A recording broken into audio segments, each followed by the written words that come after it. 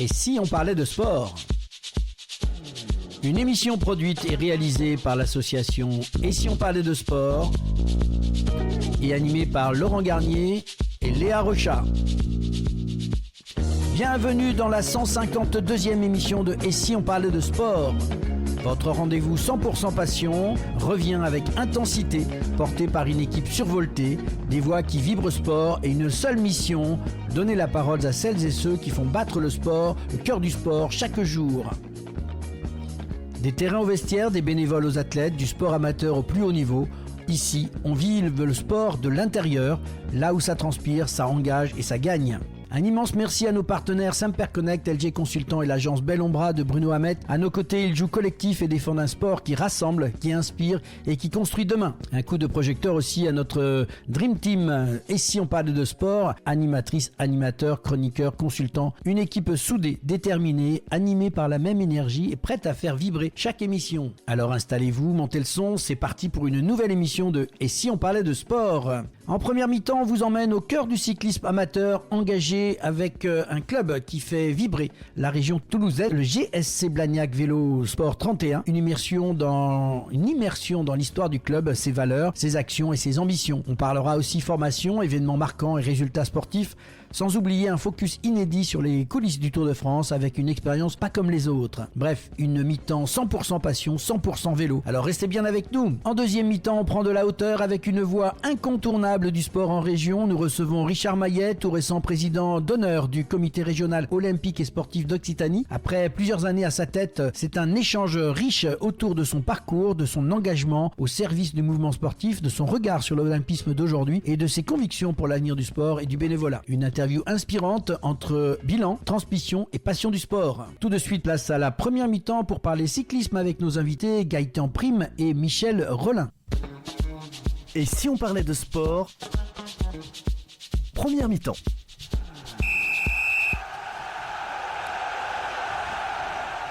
Retour sur le plateau de Et si on parlait de sport? Aujourd'hui, on enfourche le vélo direction la région toulousaine pour plonger au cœur d'un club qui fait vivre le cyclisme au quotidien, le GSC Blagnac Vélo Sport 31, un club structurant, formateur, organisateur d'événements, bref, un acteur majeur du cyclisme régional. Et pour en parler, j'ai le plaisir d'accueillir Gaëtan Prime, président du club, et Michel Rollin, secrétaire général du GSC Blagnac. Bonjour Gaëtan, bonjour Michel, merci d'être avec nous. Bonjour. Bonjour. En quelques mots, est-ce que vous pourriez vous présenter? Donc moi, Michel Rollin, donc je suis depuis 2017 secrétaire général du GSC Blagnac. Alors pourquoi arriver dans le cyclisme? Parce que c'est une passion. Tout petit, mon papa m'a emmené sur les courses mythiques, puisque je suis de la région de Rouen, donc ville de Jacques Anquetil. Donc tout petit, il m'a emmené sur les courses où j'ai pu rencontrer Jacques Anquetil. Et puis j'ai transmis cette passion aussi à mon frère et à ma soeur, puisque quand j'ai pu avoir le permis de conduire, on s'est dirigé sur les étapes mythiques du Tour de France dans les Alpes. Donc c'est vraiment une passion familiale, on va dire. Moi, de mon côté, je suis président de club depuis 2004 et président du GSC Blagnac Vélo Sport 31 depuis 2012. Et moi, la passion est venue un peu plus tard, on va dire, en rencontrant Cathy. Alors Cathy, tu vas préciser comme Cathy parce que Cathy Moncassin. Voilà, il faut que pour les auditeurs, ça sonne un peu plus à l'oreille. Qui était ma copine de l'époque, qui est devenue ma fiancée et puis ensuite épouse, excusez-moi. Mais c'est vrai que la passion donc est venue un peu plus tard. J'étais fan de sport en général et c'est vrai qu'au fur et à mesure du temps, j'ai appris le vélo, j'ai compris le vélo avec Cathy et puis je me suis mis aussi sur le vélo. Et puis après j'ai passé comme tout le monde les diplômes, on va dire d'entraîneur au niveau du club, au niveau des jeunes et puis pour continuer un peu plus tard avec la passion du vélo et en suivant Cathy. Il faut rappeler que Cathy était, elle, déjà dans les compétitions, dans la course un peu. Elle venait elle passait première année espoir. C'est ça, voilà. Donc ça explique un peu cette passion commune que vous avez tous les deux. On va parler un petit peu quand même du club où vous êtes là tous les deux. On a la chance d'avoir le secrétaire, le président, donc on a déjà presque l'association réunie. Quelques mots sur l'histoire du club, Michel peut-être. Alors le GSC Blagnac, c'est un club historique dans le paysage du cyclisme français, puisque l'année prochaine on aura l'honneur et l'avantage de présider à ses 130 ans. Donc c'est vraiment quelque chose de phénoménal dans le paysage historique français du cyclisme. C'est vraiment un club, vraiment le club typique, puisque il est né de la passion de bénévoles, d'amoureux du vélo, avec un président qui s'appelait Georges Guet et qui a pu lancer à l'époque des coureurs professionnels tels que Laurent Jalabert et Frédéric Moncassin. Donc c'est vraiment un club qui a été très formateur et qui reste formateur. On essaie de s'imposer dans ce milieu du cyclisme régional comme un club formateur, voire au niveau national. On essaie de participer à des compétitions régionales. Notre équipe élite étant National 2, donc on va un peu dans toute la France. On participe à des grosses courses par étapes aussi au niveau amateur. Et puis on a une belle école de vélo qui permet aussi de faire progresser les jeunes. C'est vraiment un club familial et puis si on peut amener les jeunes au plus haut niveau, je pense que c'est ça, c'est la transmission, quoi. Voilà. On en parlait un tout petit peu tout à l'heure, Michel. Ce qui était important, je voulais resituer le club par rapport aux 130 ans. Et là, j'ai bien noté qu'effectivement, et nous, on sera partants pour faire une belle émission, pour fêter ces 130 ans en tout cas. Mais vous, ça fait pas 130 ans que vous êtes au club quand même. Et un petit mot, Monsieur le Président, sur ce club, sur cette histoire, sur ses racines finalement. Les racines du club, c'est une création. GSC sont les initiales de Guidon Saint-Cyprien. Donc c'est un club qui a été créé à Toulouse, donc en 1897, au mois de juin en 1897, qui a pris ses quartiers au niveau du bar du Tivoli à l'époque, donc côté Saint-Cyprien. Et puis après, en 75, il a déménagé sur Blagnac, avec notamment le célèbre et emblématique Georges Guet, qui est parti ensuite continuer, lui, les aspects, on va dire, de la compétition du club, puisque Georges était un féru et un fan de compétition, un ancien coureur professionnel, il ne faut pas l'oublier, avec quelques participations notamment sur le Tour de France. Et donc Georges, pour l'avoir connu, était plutôt un fan de compétiteurs. Donc lui, ce qu'il cherchait et ce qu'il souhaitait retrouver pour créer son équipe, c'était des futures stars du cyclisme français, comme il a pu voir dans ses rangs les plus connus, on va dire, Frédéric Moncassin et Laurent Jalabert, mais il a vu aussi Hervé Douay, Jean-Marc Jansou, enfin des grands noms qui ont fait les grandes heures du club. Quel est le bilan du club aujourd'hui ? Aujourd'hui, on est un club qui existe dans la région d'Occitanie. On est un des seuls clubs en élite. Voilà, donc avec cette particularité, j'insiste beaucoup sur de partir de l'école de vélo jusqu'à une équipe élite. Ça, c'est très important. C'est très important de souligner ça parce qu'il y a beaucoup de clubs qui sont en élite face à nous et qui n'ont pas d'école de vélo. Qu'est-ce que ça veut dire ? Je vais t'arrêter 30 secondes. Qu'est-ce que ça veut dire l'élite pour qu'on comprenne un peu le niveau d'où vous vous situez ? Parce que élite, qu'est-ce qu'il y a au-dessus, qu'est-ce qu'il y a en dessous ? Comment c'est organisé dans le système du vélo ? Les gens ne sont pas forcément au courant de ça. Alors, bien sûr, vous connaissez tous les World Tour, les équipes professionnelles. Donc en dessous, il y a les amateurs. Les amateurs sont partagés avec une Nationale 1, Coupe de France Nationale 1, et donc là, les épreuves Nationale 1. Ensuite, National 2, où nous nous trouvons, et National 3. Voilà un peu le paysage un peu. C'est ce qu'on appelle les élites, ça. Ce sont les élites. Donc ce sont des coureurs qui courent tous les dimanches sur les courses par étapes, sur les Coupes de France, et ainsi de suite, et Championnat de France, élite amateur aussi. Voilà. Comme le Tour de Bretagne qui a eu lieu récemment, ça fait partie de cette Coupe de France ou de cette compétition, non ? Non, c'est pas la Coupe de France, là, ce sont des épreuves par étapes. D'accord. Où là, il y a des invitations aussi d'équipes professionnelles, où les jeunes coureurs amateurs français peuvent se confronter aux équipes professionnelles. D'accord. Est-ce qu'il y a d'autres choses par rapport à ce bilan de club ?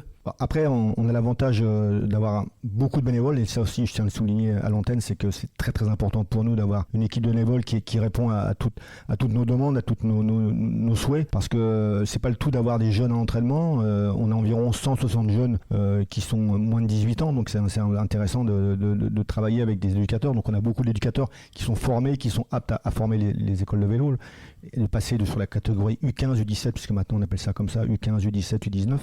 Donc ça, ce qui veut dire moins quelque chose. Moins de 15 ans, pour nos moins amis de 17 qui parlent ans. français, parce que EU c'est bien under comme on dit, mais voilà. Si on veut parler français pour nos amis qui nous écoutent et qui aiment bien qu'on leur parle français aussi. Ce sont les ex-catégories minimes, cadets, juniors qu'on a pu connaître par le passé. Alors justement, pour pas que tu ailles trop vite, on vient de faire ce premier bilan, donc a priori ça a l'air d'être bien dynamique. Alors pour garder tous ces jeunes-là, quelles sont les actions que vous menez au niveau du club pour les garder, ou à moins que tu aies encore un mot sur le bilan ? Oui, Michel reste toujours discret, il est aussi responsable du centre de formation. Ah bah voilà. Une structure qui a été créée, qu'on a remis sur pied il y a 7 ans maintenant, et qu'aujourd'hui c'est une structure qui se développe plein fer et qui accueille surtout des jeunes de la région, mais aussi de la France et des Outre-mer. C'est pas une académie comme on entend souvent, pas forcément, donc c'est un centre de formation, comment c'est organisé ? Alors, pour moi, les académies, ça veut rien dire. En fait. ça veut rien dire, c'est parce que c'est un mot moderne, comme diraient les jeunes, c'est chill. Donc bon, voilà. Non, nous on est resté sur le terme de centre de formation, un sport-études qui est basé au sein du Krebs de Toulouse. Donc c'est du concret, c'est du dur, et c'est comme le caillou, c'est très dur. Justement, alors c'est intéressant la liaison, parce que je me pose la question qu'un jeune qui voudrait faire partie de cette formation pour pouvoir accéder au Krebs, quels sont les bagages qu'il faut avoir, par où il faut passer, comment ça marche, parce qu'on est en plein dans ce que vous faites par rapport à cette formation. C'est important pour les jeunes de leur dire. Alors, pour accéder alors ça s'appelle structure d'entraînement et de formation du GSC Blagnac. Donc, on est un des seuls clubs en France à dispenser cette formation. D'autres CEF existent en France, mais sont associés soit à un comité régional ou à un comité départemental. Nous, aujourd'hui, sur Toulouse, à Blagnac, on a décidé de reprendre la formation, chose qui existait auparavant et qui avait été laissée tomber il y a une dizaine d'années. Donc nous, on a décidé de donner sa chance à des jeunes d'Occitanie et d'ailleurs, puisque là, Gaëtan l'a dit, on a des jeunes effectivement occitans, mais aussi on a des jeunes qui viennent d'ailleurs des régions françaises et surtout des ultramarins, puisqu'on a la particularité d'avoir des Réunionnais, des Calédoniens, et c'est pas mal déjà. Et donc c'est intéressant de travailler avec ces jeunes qui viennent d'outre-mer parce qu'ils ont une autre culture et c'est intéressant de les mélanger, de mixer avec les nôtres. Alors pour accéder à la CEF, il y a, à partir de fin janvier, il y a un lien qui est mis en place. Vous déposez votre dossier de candidature. Alors il y a deux aspects qui sont importants. C'est l'aspect sportif, mais surtout nous ce qu'on regarde, c'est l'aspect scolaire. Parce que pendant 3 ans, 4 ans, 5 ans, ils vont être avec nous, mais nous on ne veut pas qu'ils partent de notre structure sans avoir un bagage minimum qui est le baccalauréat. Donc on s'inscrit. À partir de là, il y a une commission qui se crée au sein du club pour faire un premier tri des dossiers. Par exemple, cette année, on a reçu plus de 30 dossiers. Voilà. Et il n'y a que 4-5 places. Ah oui, les places sont chères. Les places sont très chères. Oui, d'accord. Donc là, il faut faire un premier tri sur la partie scolaire et sportive. Ensuite, nous présentons nos dossiers à la commission d'admission du Krebs, qui regarde aussi les dossiers scolaires et sportifs. Aujourd'hui, on travaille aussi sur l'aspect social, c'est-à-dire sur la vie en collectivité, sur la possibilité de vivre vraiment en autarcie entre eux, quoi. Donc tout ça, c'est quelque chose. Et ensuite, à partir du mois de juin, une fois que l'Académie de Toulouse aussi a jeté son coup d'œil, parce que l'aspect sportif, eux aussi, ils le voient avec l'aspect scolaire, et ils mélangent les deux, et c'est très important. Et à partir de début juin, eh bien, il y a une liste qui est donnée, et on avance pour l'année suivante, qui est la rentrée scolaire au mois de septembre, comme les autres. Voilà. Et ces jeunes-là, ils restent 4-5 ans avec vous ? L'objectif qu'on a, c'est... Alors, quand on a débuté, on ne savait pas trop un peu. On a pris les jeunes qui étaient en classe de première, on avait classe terminale, on avait un petit peu de seconde. Mais en fait, on se rend compte que c'est bien de les avoir sur un projet de 2-3 ans, parce que ça change totalement leur vie, parce que ce double projet scolaire et sportif, c'est une vie à l'internat pour certains, c'est une scolarité intensive le matin, pendant de 9h à 13h, ils sont en cours. Après, derrière, on part à l'entraînement, donc c'est un changement total de vie, quoi. Ils passent leur baccalauréat donc dans le cadre du Krebs à ce moment-là. Le lycée Bellevue est conventionné avec le Krebs de Toulouse, ce qui permet de pouvoir aller de la classe de seconde à la terminale. Et là, on va se faire un petit peu de publicité, ça fait pas de mal. Depuis 7 ans, on a 100% de réussite au baccalauréat. Alors, les actions principales que vous menez au-delà de ce centre de formation, quelles sont au niveau du club ? À moins que tu veux rajouter un petit mot sur la formation. Non, je ne veux pas rajouter quelque chose sur la formation, mais les actions, en fait, le club va faire peu d'actions, mais on va essayer de les faire de très bonne qualité. C'est surtout ça. On parlait tout de suite de la formation, on fait la même chose pour une organisation. On a organisé le Grand Prix de Saint-Gabel, là aussi. On en parle dans quelques instants, voilà. Oui. Mais c'est important parce que ça demande du temps de préparer. Ouais. Quand on est organisateur, ça demande du travail, je pense. Plusieurs mois, oui, tout à fait, mais comme tout organisateur. Mais tout ce qu'on va faire, on va le faire en très peu d'exemplaires, mais on va essayer de le faire surtout avec de la grosse qualité, quoi. D'accord. Donc les grands événements que vous avez plus connus, c'est quoi ? Aujourd'hui, c'est le Grand Prix de Saint-Gabel. Donc on en parle dans quelques instants. Est-ce qu'il y a autre chose dans l'année ou des choses que vous recevez comme des championnats régionaux, etc. dans votre travail ou des choses que vous faites à l'extérieur ? Non, ça va plutôt être des participations après sur des événements ou des belles courses. Que ça soit dans le sportif ou dans l'extra-sportif, on essaye de répondre. Vous nous avez déjà mentionné plusieurs fois le Grand Prix Saint-Gabel. Est-ce que vous pouvez nous faire un petit retour et un peu nous parler de ce qui s'est passé ce week-end ? Alors, un événement important, effectivement, sur 2 jours. Alors, c'est pour ça que tout à l'heure, vous dites, est-ce que vous faites d'autres événements ? Ouais, non, c'est déjà Non, c'est pour ça. J'entends ma question. Elle n'était pas piégeante. Elle était connaissant l'organisation. Je sais que pour bosser sur un gros événement comme ça qui dure 2-3 jours avec l'accueil de personnes, ça demande du travail, des autorisations. compétition, et on le sait pour le Tour de France, c'est déjà des trucs énormes. Alors pour vous, à votre niveau, j'imagine qu'il y a aussi du travail. Non, vous auriez pu avoir 2 événements et je ne voulais pas en rater. C'était ça ma question. Et surtout que là, le président, il nous a mis un petit peu plus de pression parce que il nous a fait organiser 3 Coupes de France différentes sur les 2 jours, avec une Coupe de France donc U19, donc des juniors, un contre-la-montre, le samedi matin, et ensuite le samedi après-midi une Coupe de France nationale 2 féminine, et puis le dimanche après-midi la Coupe de France nationale 2 masculine. Mais pour nous rajouter un peu de challenge, il nous a rajouté des contre-la-montre pour les jeunes de U15 et U17 le samedi matin, et puis des épreuves en ligne de U15 et U17, garçons et filles, je précise, c'était des garçons et filles le dimanche. Donc c'est fait que on a bien travaillé, on a passé un bon week-end. Aujourd'hui on est un petit peu fatigué, mais on est content de vous recevoir en tout cas. on a passé un bon week-end. Non, mais c'est vrai que au travers de tout ça, déjà, il faut remercier les bénévoles, il faut remercier les communes qui nous reçoivent, la préfecture aussi qui traite le dossier, et puis tous les partenaires qui nous soutiennent. C'est vrai que c'était un gros challenge d'organiser une triple Coupe de France.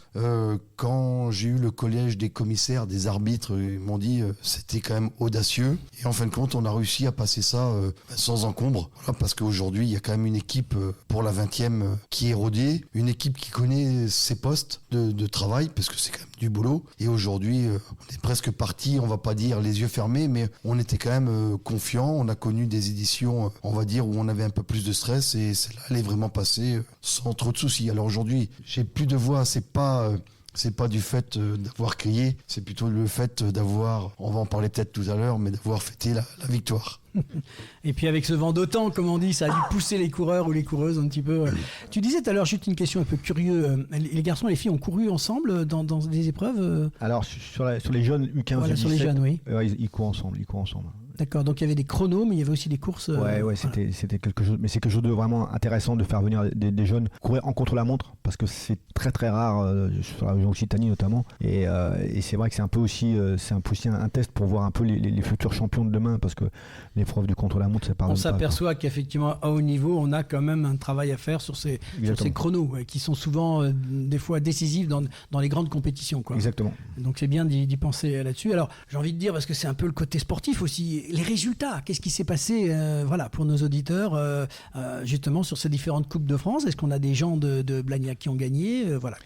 Quelques infos. Alors ce qui est assez important, c'est les filles, parce qu'on a une équipe nationale 2 féminine qui débute sa première année, et là ils nous ont fait plaisir parce qu'elles ont fait 6e et 12e sur une épreuve nationale des jeunes filles qui débutent. On a une jeune fille qui fait 12e qui est junior encore, une U19 première année, et puis la jeune fille qui fait 6e, donc celle qui fait 12e c'est Léa Barthélémy, et celle qui fait 6e c'est Manon Libero, qui elle vraiment un passé de cyclisme mais en blessure. Elle a eu une grave blessure il y a 2 ans où elle avait fait une grosse chute dans un contre-la-montre par équipe, et elle avait vraiment eu des soucis, et là elle revient à son meilleur niveau, et ça fait plaisir que elle soit là. Ça c'est pour les filles. Pour les garçons, mais je vais laisser Gaëtan, parce que là les gars, il va se régaler, Gaëtan, sur les garçons.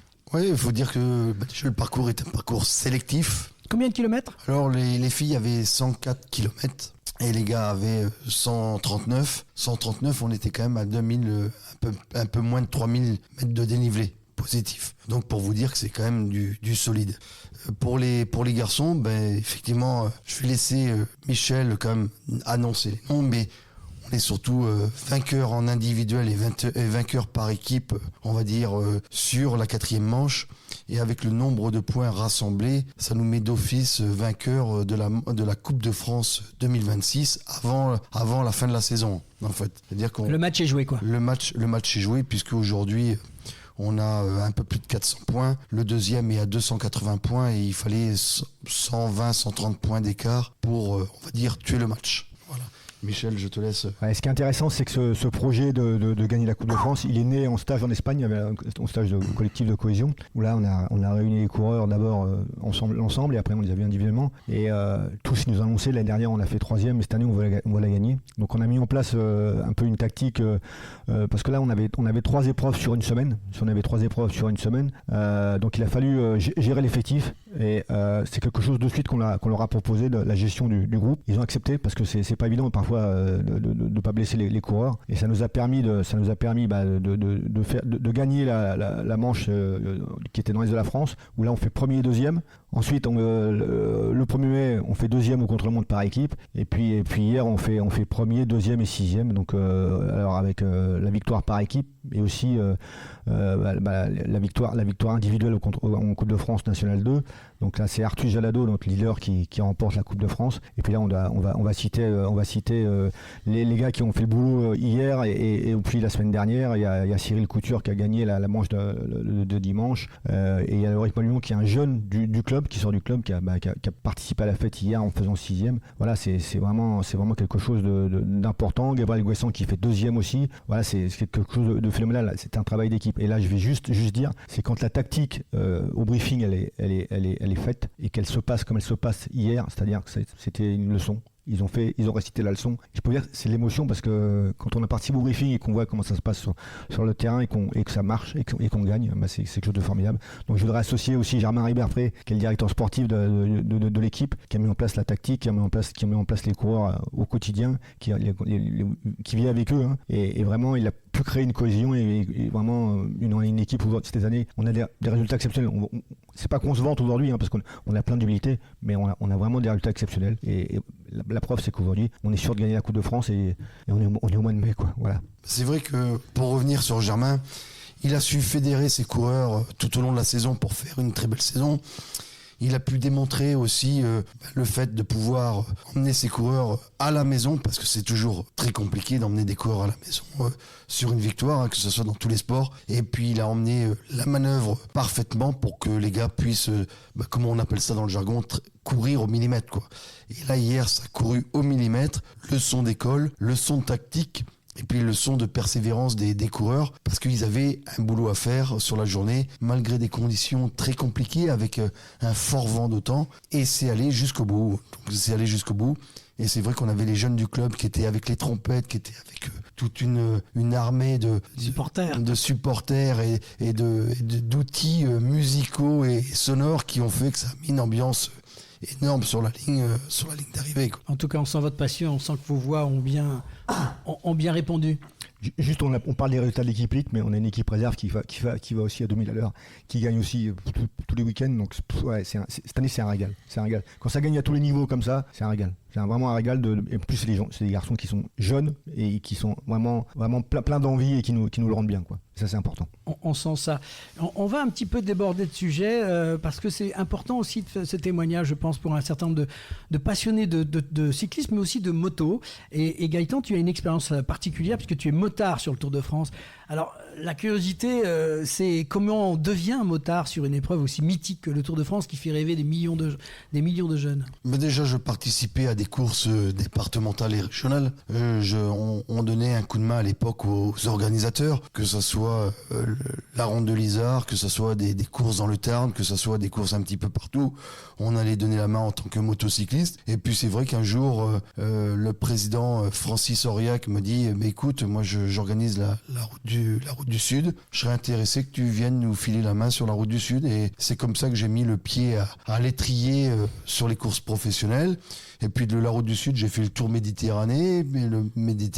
Et puis j'ai rencontré le patron du Tour du Haut-Var et Tour de la Provence qui m'ont invité à faire ces courses. Et puis on m'a dit, écoute, ce serait bien que t'envoies ton CV chez ASO. Et puis c'est vrai, c'est ce que j'ai fait dans les années 2012-2013. J'ai envoyé mon CV chez ASO. Et puis j'ai été contacté. J'ai pu aller faire une première épreuve qui n'existe plus aujourd'hui, qui s'appelait le Tour de Picardie, et donc où je vois d'ailleurs de près Arnaud Demar gagner cette année-là, en 2014. Et puis j'ai continué, je suis allé faire le stage, donc après le stage en gendarmerie, puisque c'est un passage obligatoire pour oui, il faut expliquer quand même aux gens qu'il y a toute une formation, qu'il faut quand même maîtriser la moto, que c'est pas non plus, on fait pas ça n'importe comment, il y a un travail quand même. Il y a une connaissance déjà du monde du cyclisme, qui est quasiment obligatoire maintenant. Qui est d'ailleurs demandé. Aujourd'hui, c'est compliqué comment est le niveau aujourd'hui. C'est compliqué de rentrer sans connaissance de ce sport en fait. Et après, il y a quand même un minimum de prérequis de la conduite du véhicule utilisé. Le fait d'avoir couru, le fait d'avoir, même à un petit niveau, le fait de faire un peu de moto et le fait de connaître son sport et ses règlements permettent d'avancer aussi dans le fait de pouvoir continuer, quoi.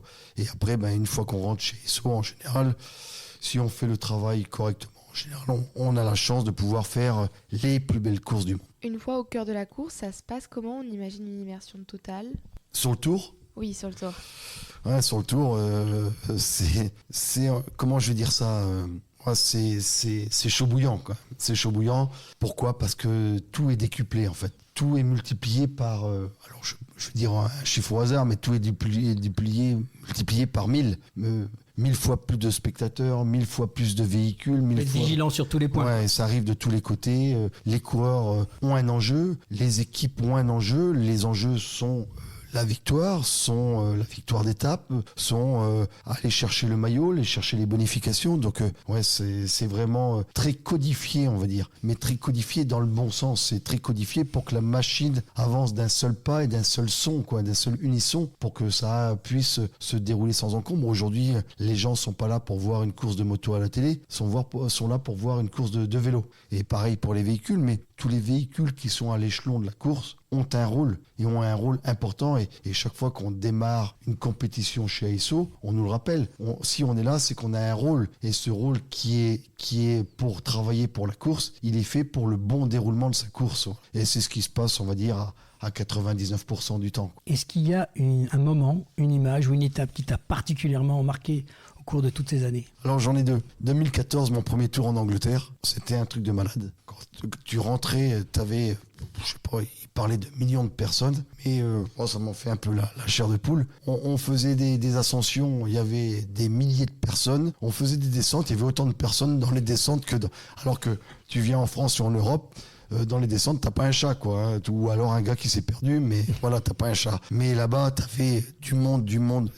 On rentrait dans des villages, je sais pas, de 300 habitants, et on se retrouvait dans un virage où il y avait peut-être dans le virage 60 000 personnes, quoi. Donc c'était un truc impressionnant. C'était impressionnant quand tu rentrais. Alors les gens étaient très disciplinés parce qu'ils avaient des cordelettes en Angleterre, donc ils n'avaient pas de barrières ou choses comme ça. Mais quand ils se mettaient à applaudir, parce que c'est quand même aussi un peuple de sportifs, hein, ils aiment le sport. Passionnés. Ouais, c'est des passionnés. Quand ça se mettait quand même à encourager, les radios on les entendait pas. Ça c'était mon premier souvenir de mon premier tour, on va dire, qui était énorme. Et le deuxième, qui est un peu moins rigolo, mais qui est un fait de course, c'est quand Froome, dans le Ventoux, se met à courir à côté de son vélo. Tout à fait, oui. Voilà, c'était. T'étais là, t'étais à côté. Ah oui. Là, il n'y avait plus de contrôle, en fait. Là, tout le monde s'est posé la question. Là, il y avait un truc qui n'était pas normal. Et là, ça a marqué le monde du vélo. Ça reste une image. Ouais, ça reste une image qui est pas néfaste. Moi, je trouve pas que c'est quelque chose qui est à l'encontre du vélo. C'est pas je trouve que le coureur, c'est le coureur dans son désarroi. C'est le courage du coureur, en fait. Le coureur dans son désarroi d'avoir cassé son vélo trouve une solution de dire je veux tourner. Donc effectivement, là, on est même plus que sur du courage, on est sur de la bravoure, quoi. On voit le guerrier qui veut pas lâcher. Et donc là, il est en train de monter à quoi. Voilà, donc c'était un truc énorme. Est-ce que vous auriez un conseil à donner aux jeunes qui veulent se lancer dans le cyclisme ? C'est une question intéressante, ça. Oui, on retombe un peu, mais c'est vrai que c'est important de conclure notre interview sur ce message. Parce que là, on vient de faire un point sur le haut niveau et c'est passionnant. Tu nous emmènes dans ces sphères-là. Mais effectivement, il y a tous ces jeunes aussi, comme le dit très bien Léa.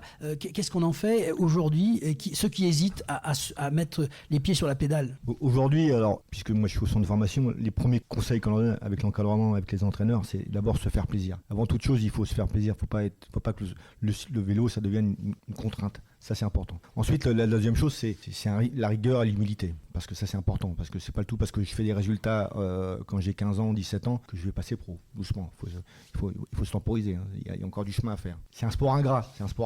Donc, il faut continuer à se faire plaisir. Et surtout, ce qui est important, et malgré ce qui se fait actuellement, puisque aujourd'hui, on est en pleine actualité, Paul Sexas, il vient de valider son inscription au Tour de France. Là, il vient de dire qu'il prenait le départ. C'est le scoop de la journée. Ouais, c'est le scoop de la journée. Et nous, ce qu'on dit aux jeunes, c'est pas brûler les étapes. Donc effectivement, des Paul Sexas, il y en a pas des 10 000. Aujourd'hui, il est adoubé par Bernard Hinault, donc. Ouais, c'est sûr. Aujourd'hui, on peut le comparer à Wembanyama, à Kylian Mbappé, quoi. Ce sont des phénomènes. Voilà. Donc attention, faut pas se comparer à ces garçons parce que ce sont des phénomènes. On en a un tous les 20 ans, 30 ans, je sais pas trop. Ça, c'est important. Donc on ne brûle pas les étapes. Et c'est surtout, c'est de bien s'entourer. Alors s'entourer d'un club, faut venir à Blagnac. Il y a ce qu'il faut. Faut venir. Allez, c'est dit. Voilà, c'est fait. On fait un peu de publicité. Et surtout, il faut bien écouter ses éducateurs pour rester à son rythme, pas se mettre des barrières où on n'ira pas. Et surtout, ne pas exploser dans la tête. Parce qu'aujourd'hui, ce qu'on voit aussi, c'est avec ce cyclisme où les équipes professionnelles récupèrent les jeunes qui ont 17, 18 ans. Si vous voyez un peu les infos spécialisées de cyclisme, vous constatez qu'il y a des jeunes qui ont 19 ans qui arrêtent le vélo parce que ils ont soit pété dans la tête ou alors ils n'ont pas les résultats qu'ils veulent. Ils sont grillés, quoi. Ils sont grillés. Donc ça, c'est important aussi d'avancer à son rythme. Pour reciter l'entraîneur qui est Germain Ribet après, il lui dit que le cyclisme c'est un sport à maturité tardive. Moi, il m'a convaincu. En tout cas, je sais pas si tout le monde partage la même idée, mais moi il m'a convaincu parce que quand on voit physiquement ce qui se passe avec les jeunes, effectivement, il faut pas faire n'importe quoi. Donc voilà. Monsieur le Président, dernier mot. Oui, par faire les propos de Michel, on va dire, nous, notre but aussi au club, c'est de savoir accueillir les jeunes. Voilà, quand on sait accueillir et qu'aujourd'hui on tombe notamment sur Cathy Moncassin qui va vous accueillir et vous entraîner, surtout sur les plus jeunes, c'est leur donner la passion. On les accueille, on leur fait découvrir et aimer ce sport. Et après, la magie opère. Un grand merci à tous les deux pour vos témoignages et votre engagement dans le cyclisme. On retiendra un club engagé, dynamique, qui fait vivre le cyclisme au quotidien à travers la formation, la compétition et l'organisation d'événements. Et puis il y a aussi cette expérience unique comme celle de Gaëtan Prime au cœur du Tour de France qui nous rappelle à quel point le cyclisme peut être intense, exigeant et profondément humain. Merci en tout cas Gaëtan et Michel, vous êtes les bienvenus dans cette émission quand vous le voulez. C'est un plaisir d'échanger avec vous et de parler cyclisme. C'est vraiment une passion que l'on sent à travers vos voix et un petit peu cassée ce matin, mais cet après-midi, mais c'est normal. En tout cas, à bientôt et pour toi Gaëtan, bon Tour de France. On sera content de t'écouter à nouveau à l'antenne. Merci beaucoup, à très bientôt. Merci, à bientôt. C'était Et si on parlait de sport, la première mi-temps avec Gaëtan Prime et Michel Rollin. Mi-temps, on se retrouve dans quelques instants avec Richard Maillet. Ne bougez pas, retour rapide au vestiaire, on reprend notre souffle. À tout de suite dans Et si on parlait de sport. Et si on parlait de sport, mi-temps.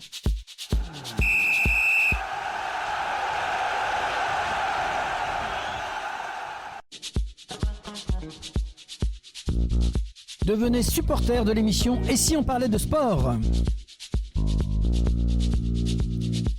Depuis plus de 125 émissions, l'équipe de Et si on parlait de sport fait briller le terrain médiatique des sportifs, des entraîneurs, des dirigeants, des bénévoles, toutes celles et ceux qui font battre le cœur du sport au quotidien. Nos chroniques, nos interviews, nos reportages touchent chaque mois des milliers d'auditrices et d'auditeurs. Mais pour continuer, pour exister, pour aller encore plus loin, on a besoin de vous. Pourquoi nous soutenir ? Parce que vous aimez notre ton vrai, nos sujets humains, nos valeurs fortes. Parce que vous croyez que le sport, ce n'est pas que la performance, mais l'esprit d'équipe, la passion, la proximité. Et parce qu'un média indépendant, ça se défend.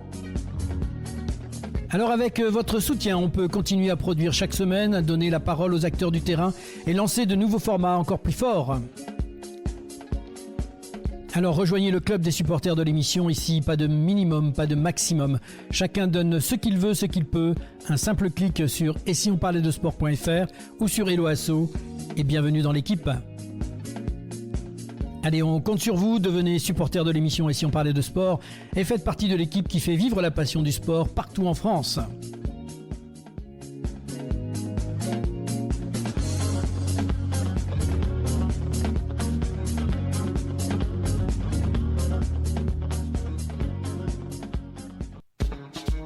Et si on parlait de sport,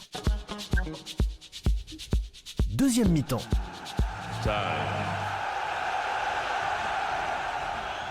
Et oui, retour sur le plateau de Et si on parlait de sport. Aujourd'hui, nous avons le plaisir de recevoir Richard Maillet, une figure incontournable du sport en région Occitanie, un homme engagé, un bâtisseur, un défenseur infatigable du mouvement sportif. Après plusieurs années à la tête du comité régional olympique et sportif d'Occitanie, il vient tout juste de passer le relais et a été nommé président d'honneur. Bonjour Richard. Bonjour. Voilà Richard, on est très heureux de t'avoir et que tu nous accordes un peu de ton temps. Et avant de revenir sur ton parcours, est-ce que tu pourrais te présenter aujourd'hui au moment où tu viens de quitter cette présidence du comité régional olympique et sportif d'Occitanie ? Alors pour moi, c'est assez difficile parce qu'il faut avoir l'humilité de ne pas forcément toujours parler de soi, mais bon, comment dire, je suis un militant inconditionnel du sport, puisque une partie de ma vie, elle a été dirigée, orientée vers le sport. Alors bien sûr, quand on passe la main, on est chargé d'émotions parce que ma passion fait qu'effectivement, il fallait qu'à un moment donné, vu mon âge, que je passe la main et la transmission pour moi était importante. Alors, c'est vrai que une démarche, elle est solidaire, puisqu'il y a eu toujours une dimension affective, une charge émotionnelle que je ressens aujourd'hui, puisque j'ai toujours voulu travailler au sein du mouvement sportif olympique parce qu'il y a toujours, je considère qu'il y a toujours ce lien d'amitié qui est aussi défini par la charte olympique entre les êtres humains. Je crois que c'est mon engagement, il est réel puisqu'il est fait certes de passion, mais aussi, puisque au départ, si je dois me présenter, j'étais un athlète. J'ai eu plusieurs titres régionaux, même français, au niveau de ma fédération. Et effectivement, on n'est pas dirigeant, on le devient. Et je le suis devenu après avoir effectivement participé, fait des compétitions sportives. Je suis devenu dirigeant. J'ai commencé en 1991 quand j'ai présidé le sport policier. Puis ensuite, j'ai créé les premiers comités départementaux de la Fédération sportive de la police. Alors, je vais te couper parce que je voulais juste, Richard, d'où vient cette passion pour le sport et cet engagement? Jusqu'où tu vas chercher ces racines de cette passion? C'est tout jeune que tu as eu ça ou c'est venu plus tard? Non, c'est venu plus tard, mais effectivement, je crois qu'il y a un dénominateur commun quand on devient dirigeant, c'est qu'il faut aimer les gens. Ceux qui n'aiment pas les gens ou qui sont, comment dirais-je, pratiquent l'individualisme ne sont pas forcément enclins à devenir dirigeants. Je crois que c'est une passion, c'est l'amour du sport et l'amitié que j'ai pu entretenir avec les gens qui m'ont accompagné ou avec lesquels également j'ai servi m'a conforté dans ce que je voulais faire. Et puis, quoi de mieux que le mouvement olympique et sportif qui génère effectivement il faut avoir beaucoup de qualité et beaucoup d'engagement collectif, parce que c'est aussi ça le mode de vie que j'ai voulu pour moi et je le perpétue même, je crois même en étant président d'honneur, je crois que je ne peux pas couper du jour au lendemain cette passion qui m'a mis. Alors justement, puisque tu as présidé le cross d'Occitanie pendant plusieurs années, quel regard aujourd'hui, objectivement, avec maintenant un peu de recul, tu portes sur ce bilan de plusieurs années, puisque je crois que ça fait plus d'une dizaine d'années que tu es dans cette responsabilité? Oui, alors aujourd'hui, je crois que le bilan il vient aussi de ce que fait le mouvement sportif. Il a un rôle de chef d'orchestre, puisque d'abord j'étais convaincu de ma place, de mon rôle, de ma contribution, de mon rayonnement, de ce que je faisais et de ce que je représentais. Je te disais tout à l'heure que j'étais un militant conditionnel de la force collective, mais aussi de cette mutualisation du travail d'équipe, parce que c'est ça le travail d'équipe. Le cross, c'était le mouvement sportif, c'est ce travail d'équipe. Il y a une démarche solidaire qui s'instaure et aussi on respecte l'histoire, parce que j'ai une vision d'une certaine idée humaniste du sport et de ses valeurs. Et je suis surtout, d'ailleurs, et tu l'as vu dans le cadre de ce qu'on a lancé, de ce que la nouvelle équipe lance sur la violence, j'ai toujours été inflexible sur les défiances qui touchent et menacent le sport. Voilà. Et par rapport à ça, si je dois faire un bilan, c'est que le bilan, il doit être certainement bon, puisque à chaque Olympiade, j'ai été réélu pratiquement avec 100% de voix. Donc ça veut dire que le travail a été reconnu, j'ai été reconnu par mes pairs, et puis j'ai toujours considéré qu'il devait y avoir dans une structure associative, et notamment le mouvement olympique, un partage, un binôme élu-salarié qui doit faire fonctionner le sport et qui amène beaucoup, puisque nos salariés sont embauchés pour leurs compétences. Et effectivement, j'ai eu la chance pendant ces différents mandats d'avoir des salariés exceptionnels. Et je sais que effectivement, j'ai essayé dans mes mandatures diverses, de les protéger, de protéger bien sûr la structure et de protéger mes salariés parce que effectivement ils ont porté aussi toutes ces valeurs de l'olympisme. C'est donc un bilan que tu juges bien sûr collectif alors, et pas tout seul, quoi. Oui, bien sûr, je peux le dire, c'est aussi une aventure humaine. Je devais arrêter à mon mandat précédent, c'est-à-dire j'ai été élu en 2025. Je devais m'arrêter à la fin de l'Olympiade 2020-2024. Et puis, je considère surtout ce mandat, j'ai toujours considéré ce mandat, c'était aussi une aventure humaine, mais donc j'avais des salariés qui m'ont demandé de continuer. Alors j'ai voulu continuer et effectivement à l'issue de ce mandat, donc je me suis représenté pour un nouveau et je leur ai dit voilà, je resterai 1 an et je transmettrai après, si je peux le faire, l'association. Alors il y a eu, j'ai passé des moments difficiles. Hein. La Covid a été quelque chose de pénible pour nous puisqu'on n'avait plus il a fallu instaurer une nouvelle méthode de travail, un télétravail, et également on ne pouvait plus monter des projets, des événements actifs, et ça a été difficile puisque le bénévolat a pratiquement diminué de 20 ou 30%, et qu'à la reprise normale de notre engagement, ça a été beaucoup plus difficile. J'avais créé un projet Work and Move où effectivement on faisait des jeux des entreprises, et pendant la Covid ça a disparu. Donc qui dit disparu dit effectivement le budget qui venait avec aussi a disparu. Voilà. Je reconnais que la région a continué à nous aider malgré que les événements et nos projets ne pouvaient pas être présentés. Mais effectivement, ça a été un moment pénible parce que notre mission est aussi de soutenir tous les acteurs sportifs. Et il y a eu effectivement des fédérations et des clubs qui ont non seulement disparu, mais qui ont eu du mal à se remettre de cette crise. Voilà. En tout cas, et puis il y a eu, vas-y. Et puis il y a eu ensuite les Jeux Olympiques. Alors là, je ne sais pas si vous vous souvenez, mais effectivement, il y a eu un bashing, un petit jeu, menace de grève, menace de faire capoter ces Jeux Olympiques, y compris par un mouvement olympique, mais par un mouvement politique. Mais la réponse, elle a été faite à ces Jeux de Paris qui ont été exceptionnels, magnifiques. Je me souviens qu'on disait, on enquêtait il y avait des sondages sur les Jeux au mois de juillet, 60% des Français aimaient les Jeux, puis au mois d'août, c'était 85%. Oui. Et ceux, effectivement, qui les avaient critiqués pour leurs frais, parce que, effectivement, si les billets paralympiques ont eu du mal à se vendre au début, dès que les Jeux ont été effectivement une réussite, les billets paralympiques se sont vendus. Et ça a été exceptionnel. Non, on va justement faire la liaison sur la question qui suit, puisque tu me branches sur le mouvement olympique. Et quel regard maintenant tu as sur ce mouvement olympique, maintenant que tu vas prendre du recul, mais que tu vas toujours, je pense, être vigilant, avec ton expérience justement et ce recul. Quel regard tu portes sur le mouvement olympique ? Alors, moi, je crois que les Jeux de Paris 2024, effectivement, l'héritage, c'est nous, c'est les gens qui sont impliqués, ce sont les bénévoles. Aujourd'hui, c'est ça l'héritage, parce que effectivement, on nous a dit, oui, les Jeux sont une réussite, mais il faut que les budgets, effectivement, accompagnent cet héritage. Or, effectivement, avec les derniers événements, on a du mal. Le budget est de 0,2, je crois, et que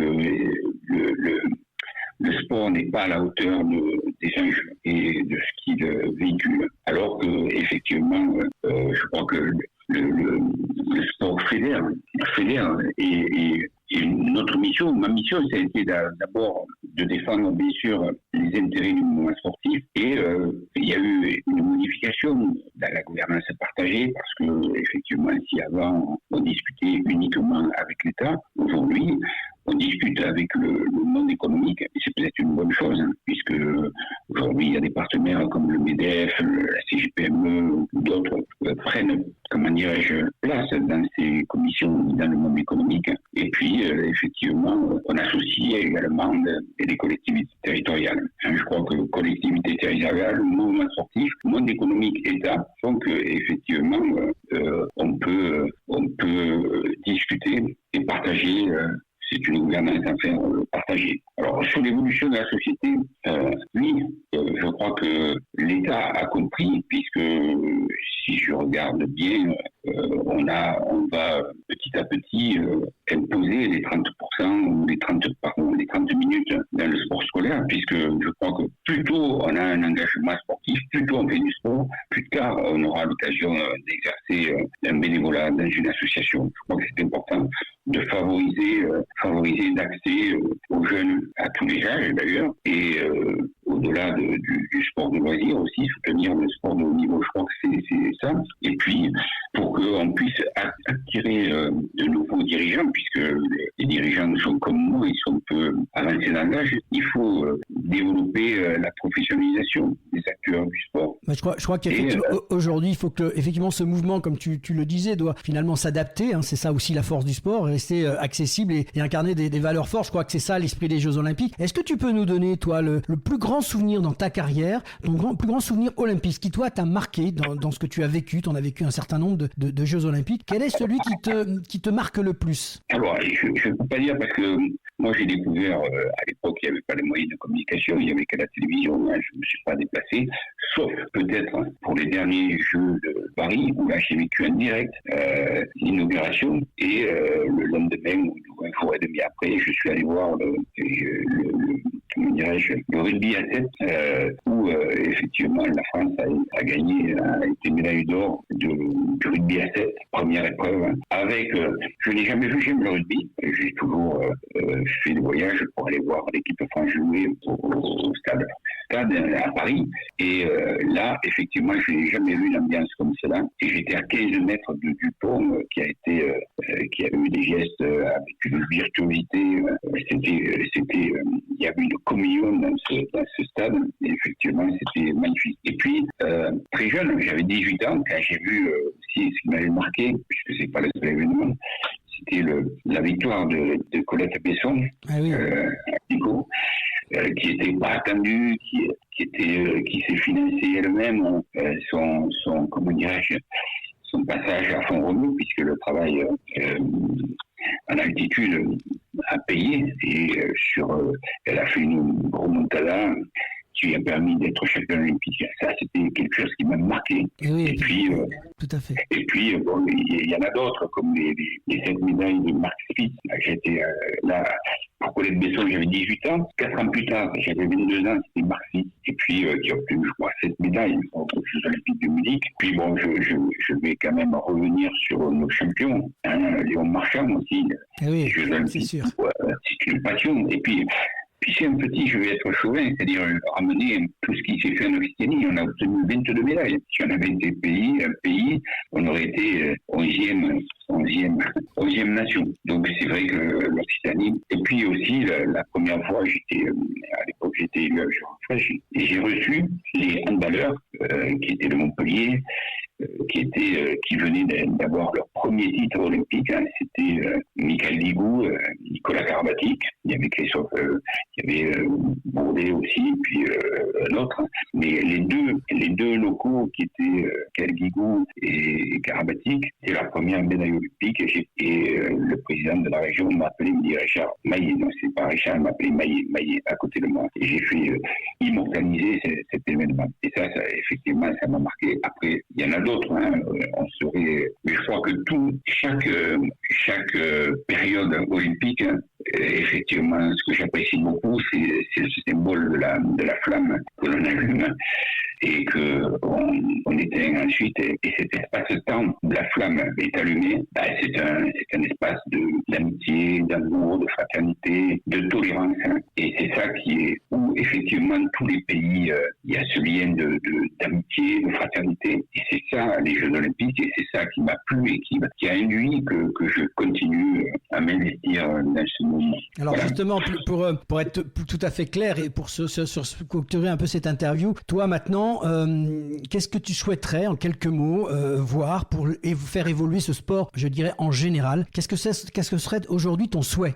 Alors, mon souhait, je reste peut-être accompagnant parce que quand tu es président d'honneur, c'est défini dans les statuts. C'est-à-dire, je suis le seul président d'honneur du Cross Occitanie. Parce que si je fais l'histoire de la création du Cross Occitanie, ça n'a pas été évident puisque 70% de présidents de ligue étaient issus des Pyrénées et Languedoc-Roussillon, nous étions un peu plus de 30%.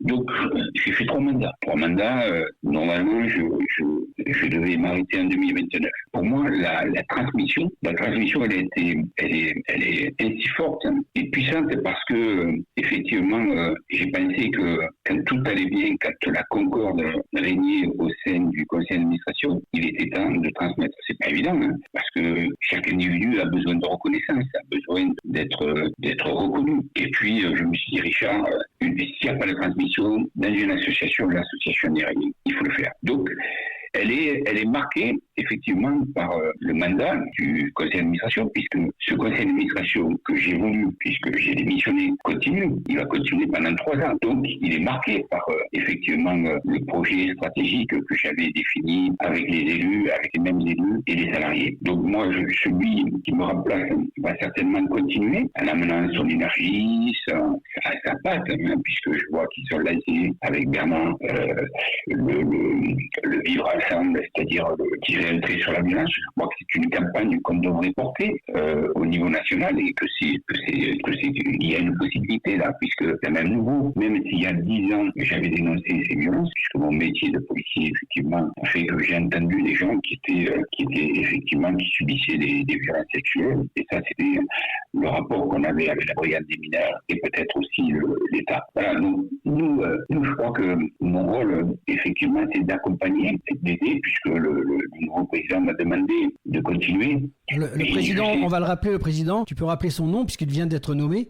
Oui, alors le président c'est Christophe Bourdin. Que l'on salue. Bourdin, je le salue, et c'est une belle personne qui est élue depuis, je le connais à peu près entre 15 et 20 ans, et qu'effectivement il était déjà élu. Et le fait qu'il soit aussi président du Cross Occitanie, il est devenu dans le même temps, quelques jours avant, élu de la ville de Montpellier. Et ça c'est un atout. Moi je me souviens quand j'avais été président du Cross et Languedoc-Roussillon, j'ai été élu à la ville de Montpellier, et effectivement comme vice-président au tourisme et comme conseiller municipal avec la délégation de la sécurité routière et des équipements sportifs. Ça c'est un souvenir, et effectivement j'ai vu que les portes s'ouvraient, et je pense que pour Christophe Bourdin, même si effectivement il a beaucoup de charge puisqu'il est professionnellement investi et qu'il est investi aussi maintenant à la métropole, adjoint au sport de la ville de Montpellier, mais je connais cette personne et je sais qu'il va amener quelque chose de nouveau, qu'il est jeune, et je crois qu'il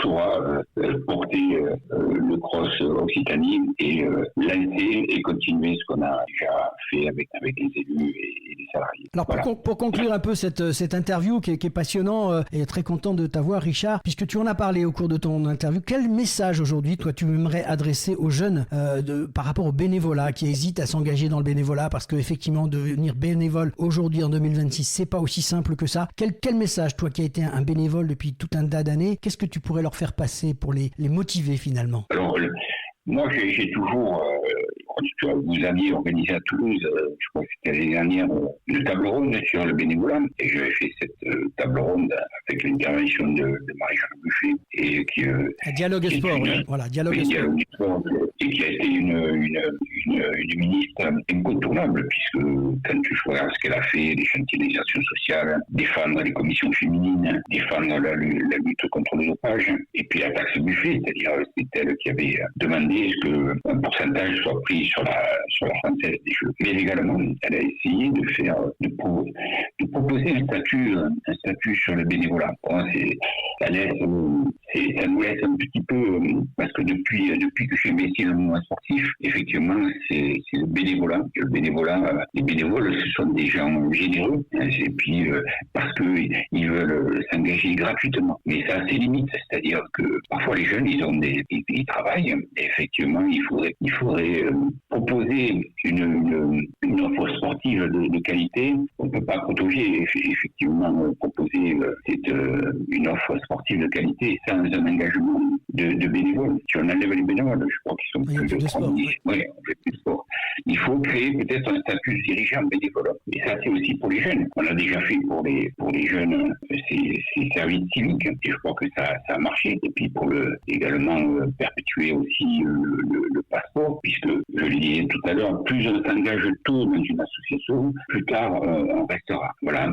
Et puis peut-être il faut lancer une grande campagne de communication qui valorise le bénévolat et l'engagement associatif, et aussi peut-être les inviter à des événements, à des grands événements sportifs qui sont organisés par la France. Voilà.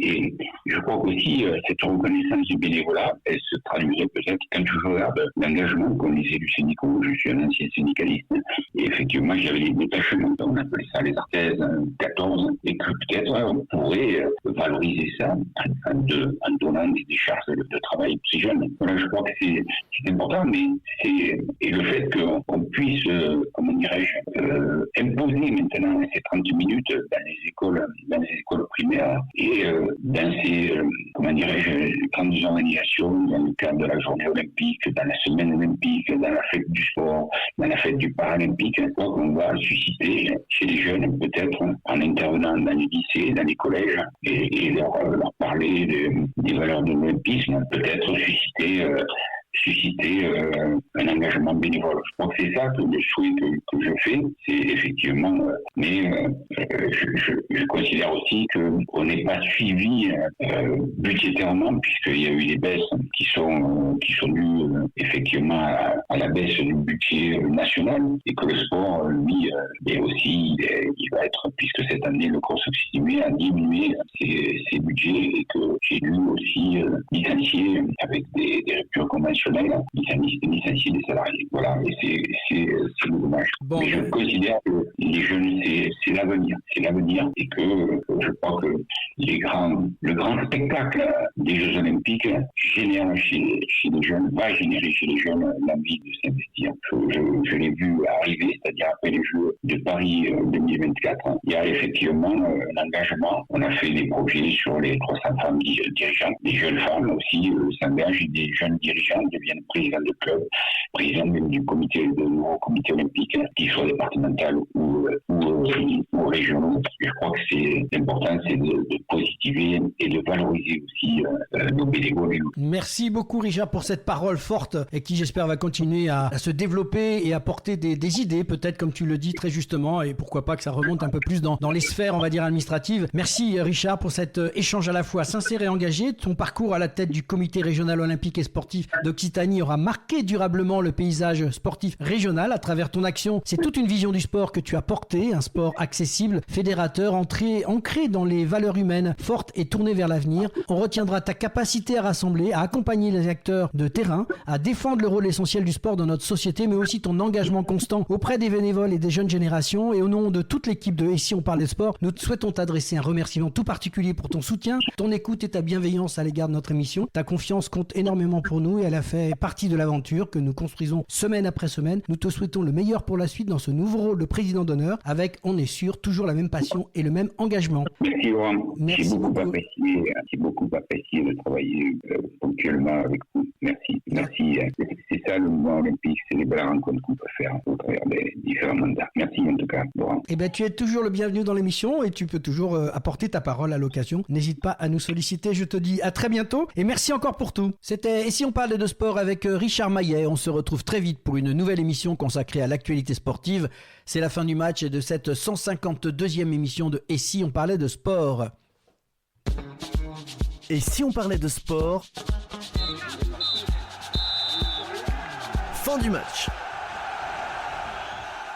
Et oui, c'est déjà la fin du match et de cette 152e émission de Et si on parlait de sport. Un grand merci à nos invités du jour, Gaëtan Prime, Michel Rollin et Richard Maillet. Merci pour vos voix, vos parcours et vos témoignages poignants. Merci à vous, auditrices et auditeurs fidèles. Continuez à liker, commenter, partager et surtout à vous abonner à notre chaîne YouTube. C'est vous notre moteur. Merci à nos partenaires LG Consultants, Semper Connect, l'agence Bellombra avec Bruno Hamet. Vous aimez l'émission Et si on parlait de sport? Alors passez de l'autre côté du micro et devenez Devenez vous aussi membre ou supporter de l'association parce que Et si on parle de sport, ce n'est pas qu'une émission, c'est une communauté de passionnés qui fait vibrer le sport sous toutes ses formes. En nous rejoignant, vous aidez à valoriser ses acteurs, à raconter ses plus belles histoires et à faire grandir cette aventure collective. Rejoignez-nous dès aujourd'hui et faites battre le cœur du sport avec nous. On se retrouve très bientôt pour un nouveau numéro de Et si on parlait de sport, votre rendez-vous où la passion du sport se conjugue toujours avec humanité. À très vite et d'ici là, continuez à vivre le sport autrement.